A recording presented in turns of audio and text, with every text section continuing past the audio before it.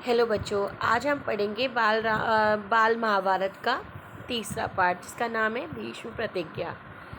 तेजस्वी पुत्र को पाकर राजा प्रफुल्लित मन से नगर को लौटे और देवव्रत राजकुमार के पद को सुशोभित करने लगे। अब यहाँ पर गंगा जो है अपने पुत्र को राजा शांतनु के पास सौंप कर जा चुकी हैं और राजा जो है शहर में लौटते हैं, अपने नगर में लौटते हैं और राजकुमार देवव्रत को जो है राजकुमार का पद दे देते हैं।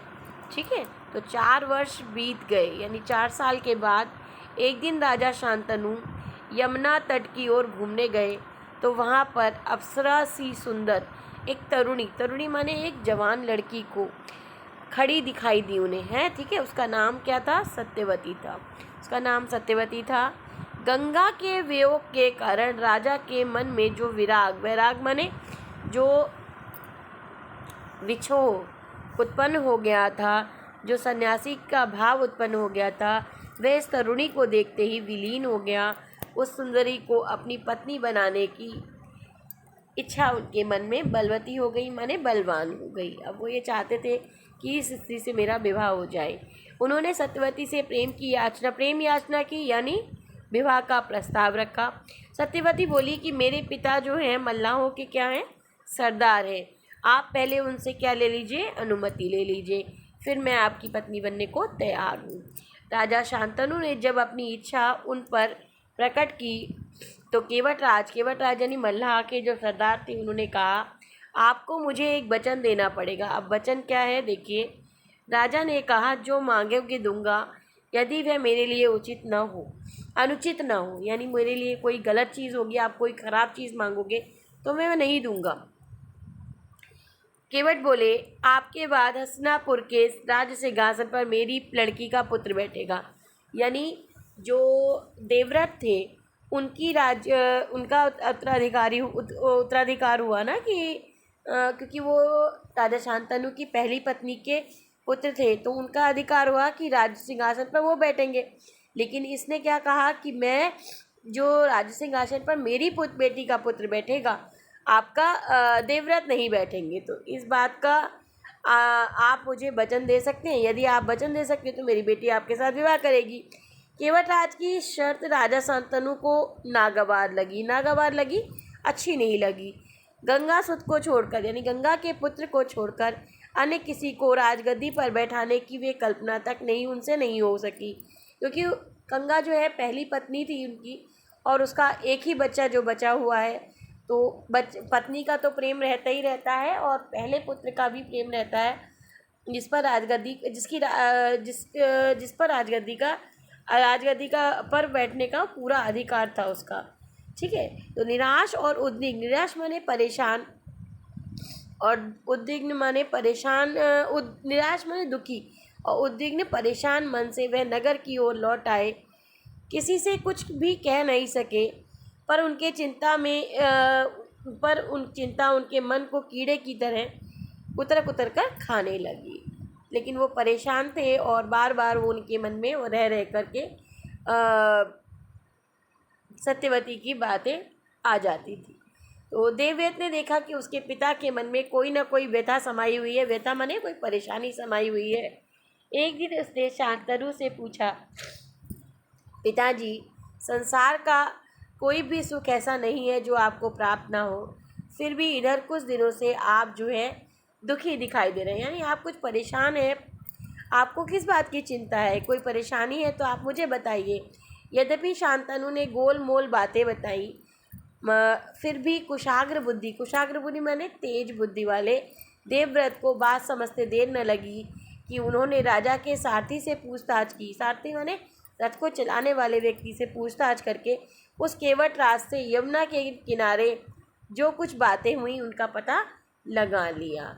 ठीक है, तो उन्होंने सारी बात पता लगा ली। पिताजी के मन की व्यथा जानकर देवव्रत सीधे केवट के पास पहुँचे और उनसे कहा कि आपकी पुत्री सत्यवती का विवाह महाराज शांतनु से कर दे। केवटराज ने वही शर्त दोहराई और उन्हें शांतनु के सामने रखी थी, जो राजा शांतनु के सामने उन्होंने शर्त रखी थी, वही शर्त देवव्रत के सामने रखी।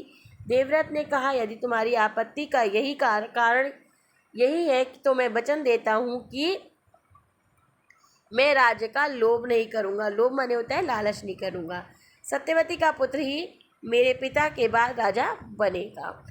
केवटराज इससे संतुष्ट न हुए। उन्होंने दूर की सोची और बोले, आर्यपुत्र, इस बात का मुझे पूरा भरोसा है कि आप अपने वचन पर अटल रहेंगे, किंतु आपकी संतान से मैं वैसी आशा कैसे रह सकता हूँ। आप जैसे वीर का पुत्र भी तो वीर ही होगा। बहुत संभव है कि मेरे नाती से वह राज्य छीनने का प्रयत्न करे। इसके लिए आपके पास क्या उत्तर है। तो वे कहने लगे कि आप वीर हैं तो आपका जो पुत्र होगा वो भी वीर होगा, कहीं वो मेरे पोते से राज्य छीनने का प्रयास करे, तो इसके लिए आप क्या कर सकते हो। तो आगे देखते हैं।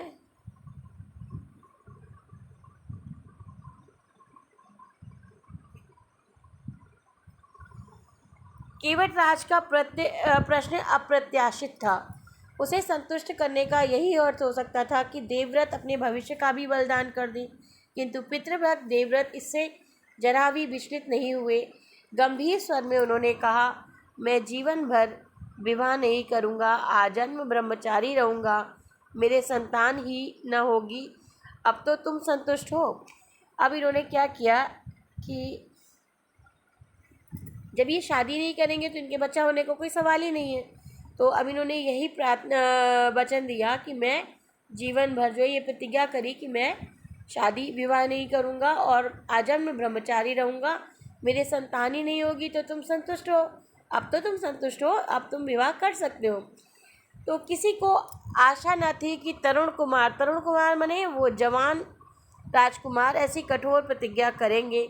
देवव्रत ने भयंकर प्रतिज्ञा की थी, इसीलिए उस दिन से उनका नाम भीष्म पड़ गया। केवटराज ने सानंद माने खुशी के साथ, आनंद माने खुशी के साथ अपनी पुत्री देवव्रत के साथ विदा किया।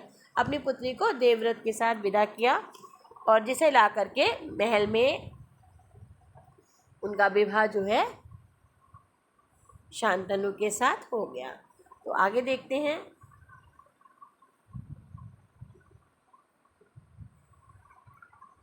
सत्यवती से शांतनु के 2 पुत्र हुए, जिसका नाम चित्रांगद और विचित्रवीर था। शांतनु के देहावसान के पर देवसान माने मर जाने पर, डेथ हो जाने पर कि मृत्यु हो जाने पर चित्रांगद हस्तिनापुर के सिंहासन पर बैठे और उनके युद्ध में मारे जाने पर विचित्रवीर, ठीक है, चित्रांगद जो है युद्ध पर गए थे और उनकी मृत्यु हो गई वहाँ पर। उसके बाद विचित्रवीर जो है गद्दी पर बैठे। विचित्रवीर के 2 रानियाँ थी। विचित्रवीर के 2 रानियाँ थी, जिसका नाम था अंबिका और अम्बालिका। अंबिका के पुत्र थे धृतराष्ट्र और अम्बालिका के पुत्र थे पांडु। धृतराष्ट्र के पुत्र कौरव कहलाए और पांडु के पुत्र पांडव। महात्मा भीष्म। शांतनु के बाद से कुरुक्षेत्र युद्ध का अंत होने तक उस विशाल राजवंश के सामान्य कुल नायक और पूज्य बने रहे। शांतनु के बाद कुरुवंश का क्रम यह रहा।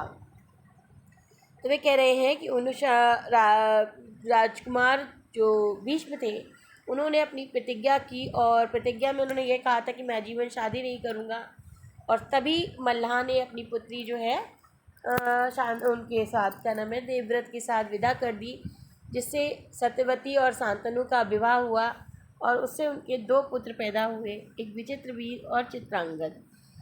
सबसे पहले शांतनु के देहावसान के बाद, शांतनु की मृत्यु के बाद चित्रांगद जो है हस्तिनापुर के सिंहासन पर बैठे और उनके युद्ध में मारे जाने पर विचित्रवीर की 2 रानियाँ थी, अंबिका और अम्बालिका। अंबिका के पुत्र थे धृतराष्ट्र और अम्बालिका के पांडु। धृतराष्ट्र के पुत्र कौरव कहलाए और पांडु के पांडव। महात्मा भीष्म जो देवव्रत जो थे, जो महात्मा भीष्म के नाम से जाने गए। शांतनु के बाद से कुरुक्षेत्र युद्ध तक का अंत तक होने तक, कुरुक्षेत्र युद्ध जब हुआ है उसके अंत तक उस विशाल राजवंश के सामान्य कुल नायक और पूज्य माने बड़े थे तो वो पूज्य बने रहे। शांतनु के बाद कुरुवंश का क्रम यह रहा। तो हम कुरुवंश का क्रम देखते हैं क्या रहा।